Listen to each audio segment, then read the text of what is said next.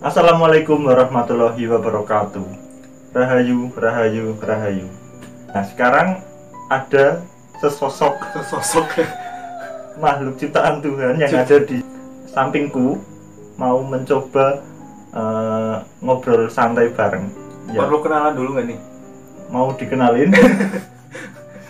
Ya boleh kenalan. Boleh ya. Halo, aku Arif.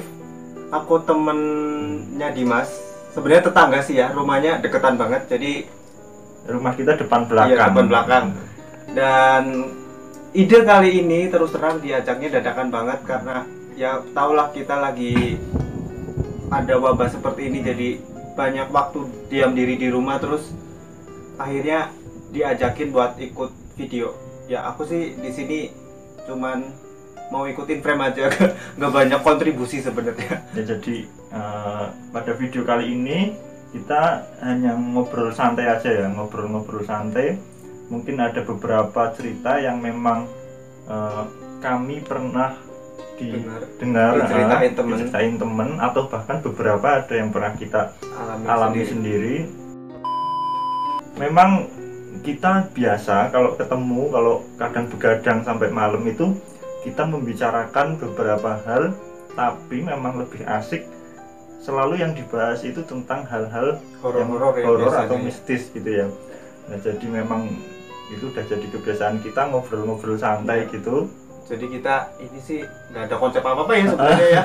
Kita memang pengen ngobrol, terus ya pengen sharing pengalaman lah, siapa tahu ada yang mengalami juga atau temennya juga yang cerita hal yang sama, mungkin bisa saling berkesinambungan ceritanya gitu loh.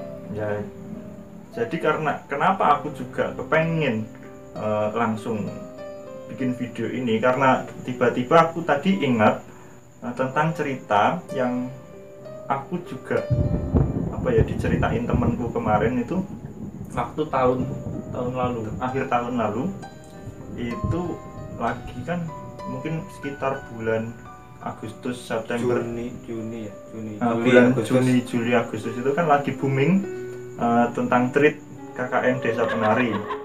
Nah, KKN Desa Penari itu kan memang entah sengaja dimunculkan ketika masa-masa mahasiswa akan KKN atau memang tidak sengaja, kita nggak tahu kan ya. Tapi momennya itu pas ceritanya, dan ceritanya seviral itu ya. Cerita itu booming dan kita mahasiswa semester akhir itu memang akan diterjunkan untuk KKN. Dan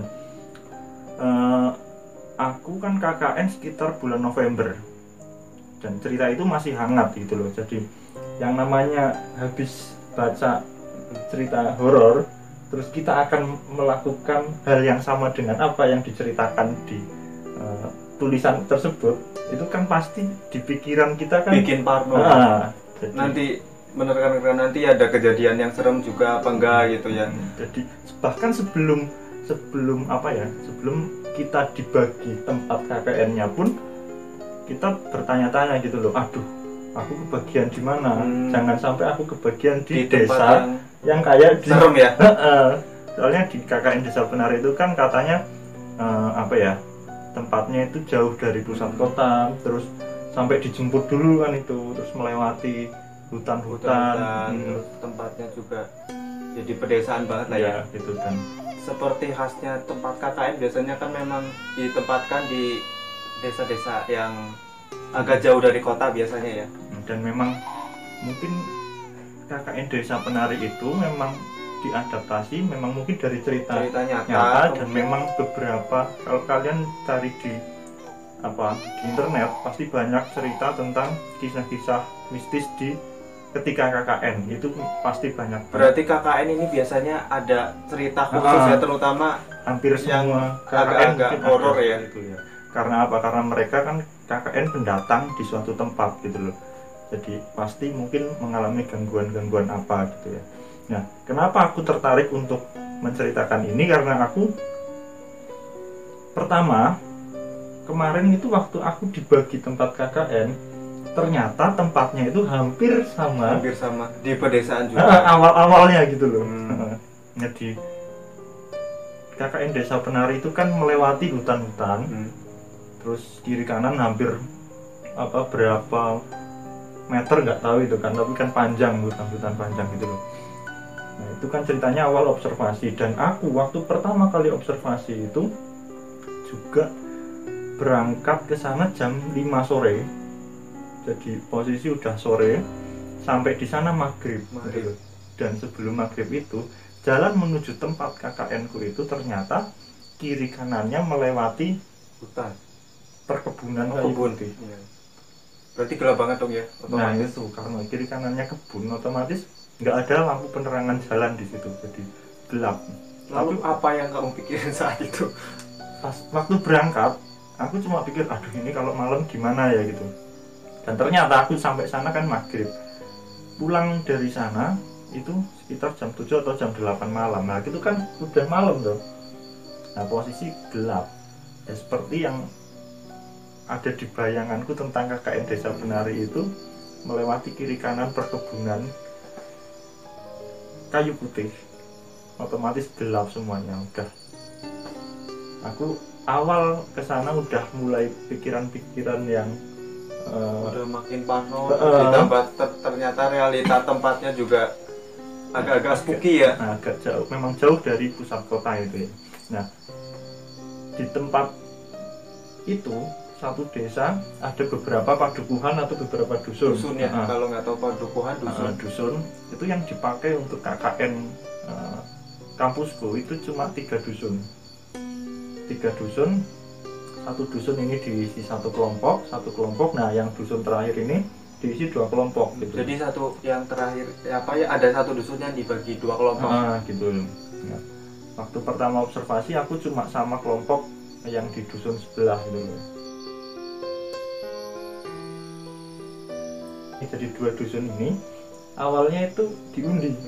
Siapa yang dapat di sini, siapa yang dapat di dusun sebelahnya gitu. Nah dusun sebelahnya ini kekuatannya lumayan lebih tinggi dari di tempatku gitu.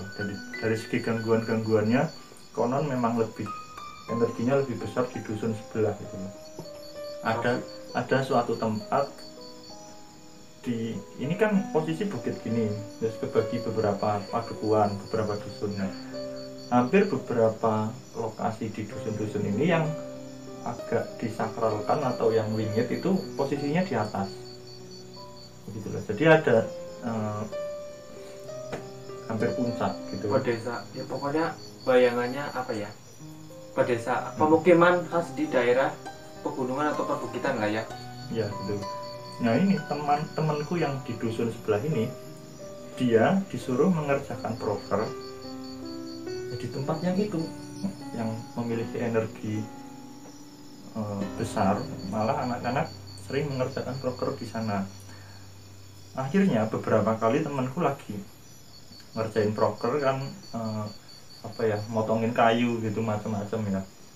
Itu sampai ketiduran. Terus waktu tidur akhirnya dia mimpinya selalu nggak enak gitu. Jadi ketika bangun tidur bukannya fit, malah capek, malah rasanya capek setiap kali tidur di situ gitu. Karena memang itu termasuk tempat yang diwingitkan di lokasi tersebut gitu loh. Jadi 2 tempat ini menurutku lumayan, walaupun energinya juga tinggi tapi masih lumayan aman gitu loh, karena tempat tinggalnya yang untuk posko juga masih oke gitu loh. Nah untuk kelompok yang 1 dusun 2 kelompok ini, nah yang 2 ini menurutku lumayan lumayan menantang adrenalin dan membuat uji nyali gitu. Karena apa? Karena 2 kelompok ini, yang 1 kelompok oke, dia mendapatkan posko di tempat yang masih banyak penduduknya itu loh, masih di rumah-rumah penduduk. Tapi untuk kelompok yang satunya lagi ini, dia kebagian posko itu di rumah tua, yang untuk menuju ke sana itu jalannya masih batu-batuan gitu. Jalannya masih batu-batu, dan hampir di ujung jalan itu barulah ada posko mereka. Di sebelahnya masih ada beberapa rumah tapi agak jauh dikit gitu kan. posisinya rumah mereka itu rumah tua, bener-bener rumah pedesaan yang kayak apa ya, hampir kayak limasan gitu lah. Kayak model-model rumah di khas pedesaan.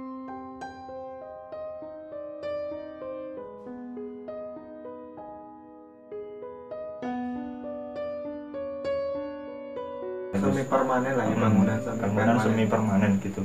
Tapi memang kalau kita lihat dari luar itu memang kelihatan banget kalau itu rumah tua gitu loh.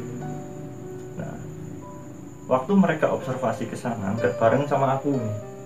Nah, tapi mereka sama datangnya ke sana juga sore. Sekitar jam 5. Tapi pertanyaan kenapa dipilihnya sore itu? Nah, itu kenapa dipilihnya sore, karena memang dosen pembimbingku yang memang bisa nganter ke sana itu memang bisanya sore. Jadwalnya Jadi bisanya sore. Aku dan kelompok yang lainnya juga harus kesananya sore gitu. Waktu kelompok ini kebetulan karena ketua kelompoknya itu teman dekatku, jadi dia cerita ke aku apa aja yang ada di sana, gimana itu. Nah, awal mula ceritanya itu berawal ketika mereka melakukan observasi. Jadi observasi pertama mereka kan malam tuh, sampai ya datang ke sana kan otomatis pertama ya ke tempat Pak Dukuhnya dulu, terus ke tempat ya mungkin beberapa tempat itu sebelum mereka cek poskonya, calon poskonya seperti apa gitu loh. Nah, ketika mereka menuju ke calon posko mereka itu feelingnya mungkin udah agak nggak enak ya, terusan begitu tahu rumahnya rumah tua. Mereka malam-malam pula malam-malam ya. Mereka udah agak punya pikiran, aduh kok kayak gini. Cuma karena apa ya, Pak Dukuhnya bilang kalau di situ itu cuma buat anak KKN, jadi nggak gabung sama induk semang gitu loh. Akhirnya mereka itu yang menjadi nilai plus bagi tempat itu. Jadi mereka, wah nggak apa-apa lah kalau nggak ada induk semang, kan kita lebih bebas mau mau rapat sampai malam, mau ketawa-ketawa ngobrol sampai pagi, rapat sampai pagi, nggak ganggu sama induk semangnya. Jadi itu menurut mereka menjadi nilai plusnya itu. Nah, tapi temanku ini waktu awal masuk ke sana itu kan naik mobil mereka nih. Nah, lampu mobilnya ini kan nyorot ke satu titik. Nah, ketika lampu mobil ini nyorot ke satu titik, itu temanku kayak lihat sesuatu gitu. Tapi karena hanya cuma sekilas akhirnya nggak dipeduliin. Terus akhirnya mereka turun lihat-lihat, dan ini emang rumahnya juga bagian sampingnya itu jadi satu rumah ini cuma ada satu ruangan. Jadi model rumahnya tuh masih yang model balai ya, kayak gitu. Model balai. Jadi satu rumah ini masuk udah ruangan tengah, masuk ke kanan itu ada sekat dikit, itu mungkin bisa buat ada 2 tempat tidur di situ, tempat tidur tanpa kasur. Jadi depan apa ya? Depan.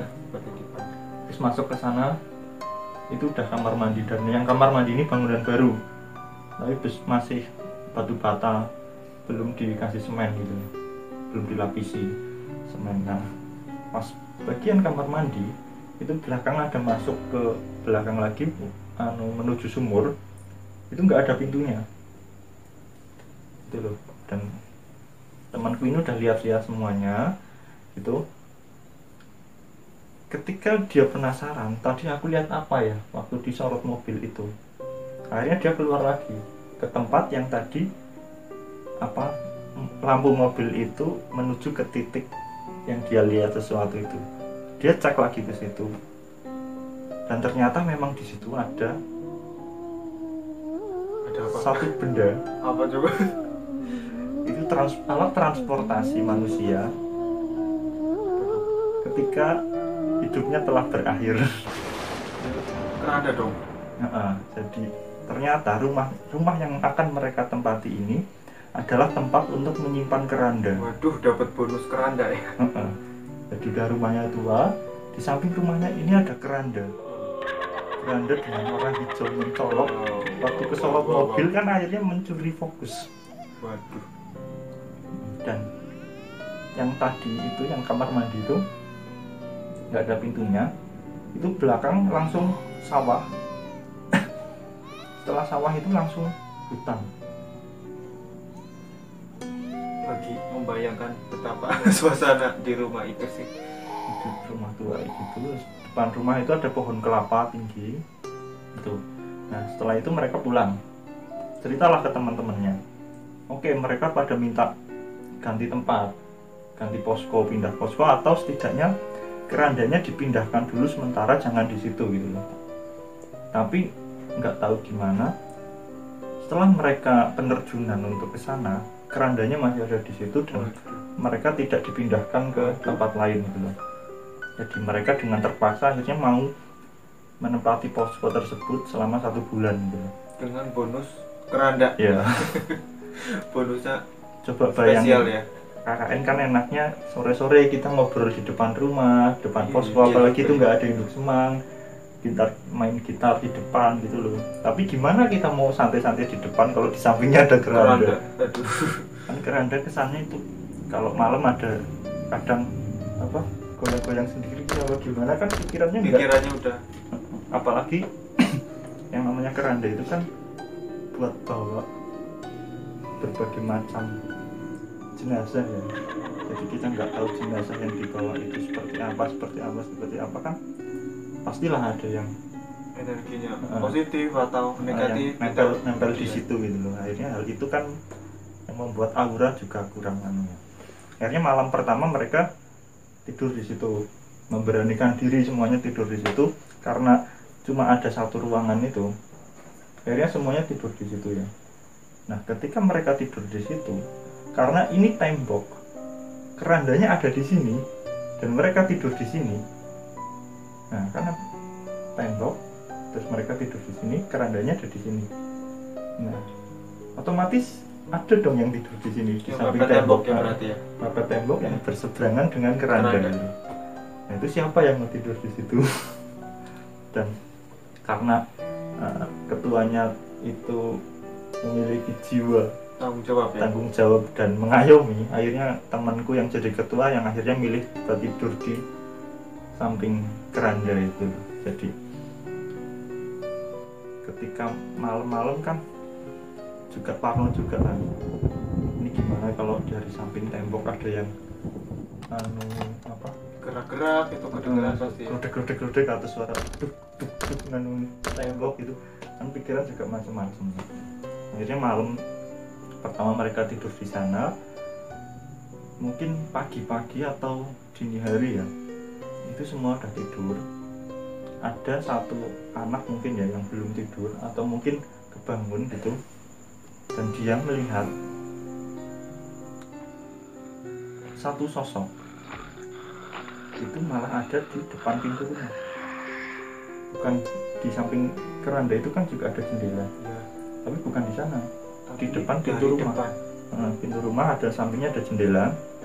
Dari luar jendela itu kelihatan ada nenek-nenek agak bungkuk, pakaiannya juga kebaya nenek-nenek itulah, pakai jari kebaya itu, lagi ngeliatin anak-anak satu-satu diliatin, tengok kanan tengok kiri, itu nenek-nenek ngeliatin ke situ gitu.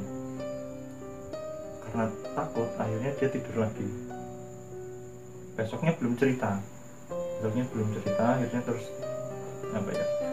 kondisi berjalan dengan kegiatan biasanya gitu. Nah, karena di situ ada keranda, sebenarnya mereka semua kan mempertanyakan, kenapa kok keranda disimpan di sini? Kalau tempat penyimpanan keranda biasanya di kuburan atau di dekat kuburan. Kalau di situ ada keranda, berarti di sekitar situ ada kuburan. Seharusnya atau biasanya ya. Akhirnya waktu observasi kan malam, jadi belum bisa explore. Nah, waktu paginya itu setelah mereka tidur di sana, ternyata di belakang rumah dekat sumur itu kalau kita lihat ke kanan pojok sana, nah di sana kelihatan batu nisan, itu ada banyak batu nisan di sana. Jadi ini benar-benar dapat bonus banyak. Rumah kendaraan, samping kanan ada keranda, dan rumah masa depan. belakangnya sawah, terus hutan. Nah terus Rumah masa depan. sananya rumah masa depan kuburan, depannya pohon kelapa tinggi. Udah lengkap lah ya pokoknya ini. Pokoknya ini dikelilingi dengan hal-hal yang seperti itu ya. Nah, oke, tentunya semuanya berharap dapat berjalan dengan normal dan tidak ada gangguan apapun. Tapi malam pertama mereka tidur di sana, langsung ditunjukkan seorang sosok nenek-nenek itu yang lihat ke anak-anaknya itu. Terus beberapa, Tapi ini motong dulu. Setelah si nenek-nenek ini apa ya? Ibaratnya memperlihatkan wujudnya ini, apa ada kejadian yang bisa diceritain lagi setelah itu, atau ada jeda beberapa hari baru ada kejadian lagi? nah setelah beberapa hari setelah kemunculan nenek ini, neneknya muncul lagi. Cuma bedanya kalau tadi kan di luar di jendela itu ngeliatin. Nah ketika muncul berikutnya itu neneknya posisi di dalam, udah di dalam rumah. Siapa yang bukain pintu? Sama, lihat-lihat anak-anaknya dilihatin satu-satu gitu. Tambah serem dong. Tapi itu yang ngelihat masih satu orang yang sama atau Nah beda? aku lupa yang lihat satu orang yang sama atau beda orang, aku lupa gitu. Jadi karena posisinya juga rumah tua kan, terus apa ya, lampunya itu cuma satu di atas, jadi yang sisi-sisi lainnya itu gelap gitu. Dan karena kalau nyuci piring, nyuci baju itu di sumur, otomatis kan Bonus pemandangan. sawah, hutan, kuburan, terus apa ya, kan kesana terus jalan ke samping rumah tuh. Berarti kan di sana ada keranda tuh. Jadi kalau nyuci apa ya, situasinya seperti itu, kondisinya seperti itu tuh. Baru kebayang aja ini udah serem kayaknya. Apalagi yang di sana ya. Itu. Tapi alhamdulillah setelah itu yang ditakutkan kerandanya itu ternyata nggak ada apa-apa. Nggak ada kejadian aneh-aneh dari keranda itu aman-aman aja. Dia anteng di situ dengan posisinya gitu. Nah tapi di hari-hari terakhir sebelum kami penarikan itu ada 2 atau 1 anak lagi duduk di depan rumah. Yang seharusnya ditakutkan adalah kerandanya, tetapi ada sosok gaib yang muncul itu bukan dari arah keranda, tapi justru malah dari arah pohon kelapa depan. Jadi di pohon kelapa depan itu, tahu-tahu di atas pohon ada perempuan pakai baju, tapi biasanya kan pakai bajunya putih. Ya mbak tante itu kan biasanya pakai baju putih. Nah ini pakai bajunya merah. Ganti baju dia. Dan kalau apa ya, kalau yang perempuan ini pakai baju merah, konon katanya kan kekuatannya lebih besar dan lebih tinggi daripada yang warna putih gitu. Pernah kan dengar sih hal pernah dengar kan? Iya. Ada warna-warna. Iya, ada katanya juga ada yang kuning, ada yang hijau, ya, gitu kan. ada yang merah juga. Nah yang ini warna merah gitu. Dan kalau kemarin aku baru baca, baru dengar di jurnal Risa, katanya kalau yang warna merah ini kan memang dia datang dengan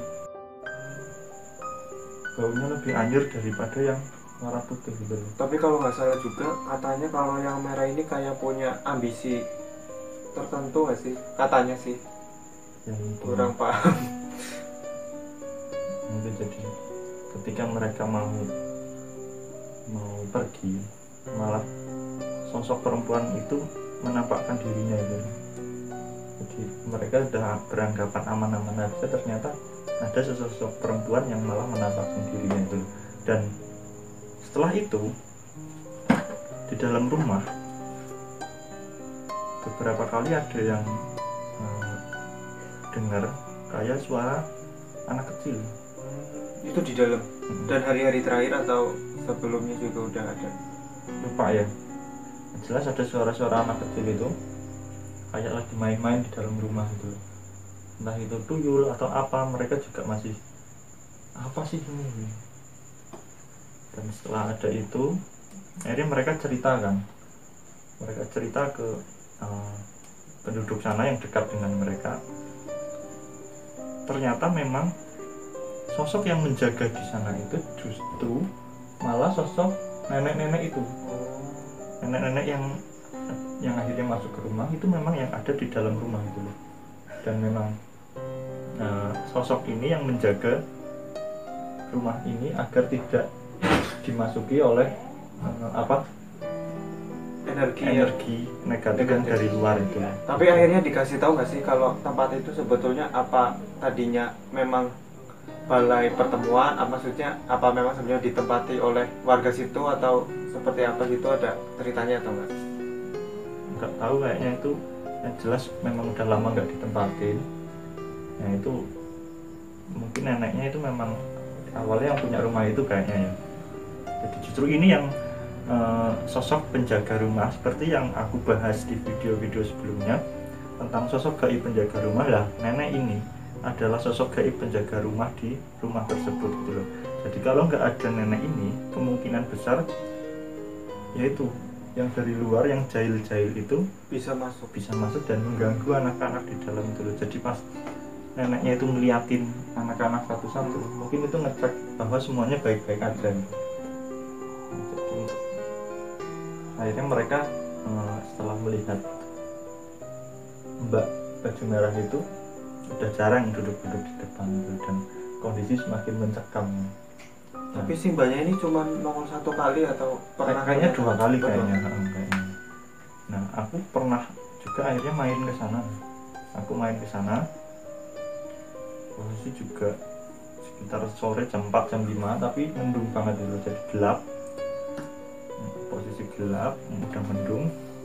Aku main ke sana. Sampai di sana hujan besar. Aku lagi ngobrol-ngobrol di depan kamar mandi. Temanku perempuan lagi di kamar mandi. Tahu-tahu mati lampu dong. Waduh, tambah spooky dong suasananya ya. Mereka bilang sebelumnya belum pernah mati lampu ini. Baru kali ini mati lampu tambah hujan besar. Dan di depan kamar mandi itu kan langsung bisa kita lihat keluar sawah terus hutan, karena memang nggak dikasih pintu di situ. Jadi hawa dingin dari luar masuk. Nah, karena setelah habis itu aku pulang dong. Nah tempat mereka ini untuk menuju ke sana itu masih melewati perkebunan kayu putih yang lebih luas dan lebih panjang lagi dari yang aku lewati sebelumnya. Jadi ke tempatku udah ngelewatin itu kebun kayu putih, mau ke tempat mereka itu ngelewatin juga, jadi lebih panjang lagi. Jadi mereka 2 kali ngelewatin. Dan aku pulang itu sekitar jam 8 malam apa ya dari situ. Tapi itu sendirian atau ada teman? 2 motor berempat boncengan. Motonya cuma beberapa jam ya. Habis hujan itu pun masih gerimis, akhirnya kita nekat pulang. Dan ternyata itu habis hujan badai. Di sepanjang jalan yang kita lalui udah gelap, banyak kayu-kayu dari pohon jatuh ya, ranting-ranting itu. Jadi jalanan kotor, gelap, pokoknya kayak keluar dari mana gitu suasananya. Dan itu yang mereka rasakan selama 1 bulan. Dan kamu yang beberapa jam apa yang dirasakan? Kalau aku nggak mau di situ. Nggak ada yang mau sebenarnya. Aku akan berusaha sekuat tenaga biar pindah poskonya jangan di situ gitu. Dan setelah itu selesai dong KKN. Nah setelah selesai KKN, teman-temanku dari daerah yang ditempatkan di tempat-tempat lain, mereka juga banyak yang cerita ternyata memang di tempat KKN mereka juga banyak gangguan-gangguan yang dirasakan dulu. Jadi kesimpulannya hampir di setiap tempat KKN itu memiliki ceritanya masing-masing. Ya kembali lagi ke prinsip pertama bahwa anak KKN adalah orang pendatang yang datang ke suatu tempat baru. Jadi kalau kurang apa ya, unggah-ungguh kulonuwun ya, belum minta izin atau apa, itu memang mungkin akhirnya mengalami gangguan-gangguan dari yang ada di sana itu. Tapi kalau kita datang dengan niat baik dan telah mohon izin sebelumnya kepada yang terlihat dan yang tidak terlihat, insya Allah aman-aman aja. Dan prinsipnya ya, di mana bumi dipijak di situ langit dijunjung itu. Ya, jadi cerita untuk tempat KKN yang memang aku diceritain sama temanku kemarin itu memang kayak gitu ya. Kalau Mas Ais ada cerita lagi mungkin? Kalau aku sih nggak ada, kebetulan nggak pernah ngalamin hal-hal seperti itu langsung, atau mungkin emang pernah tapi nggak masih bisa ditepis dengan pikiran-pikiran yang positif, nggak tahu juga. Oke, kalau mungkin ada cerita-cerita lagi mungkin bisa di next video lagi. Iya, siap. Nah, di video selanjutnya kita nanti akan bahas apa, pokoknya terus ikuti channel Nadim. Jangan lupa klik tombol subscribe dan juga like agar kami juga bisa berkembang untuk menjadi lebih baik lagi. Sekian, sampai jumpa di video selanjutnya. Rahayu, rahayu, rahayu.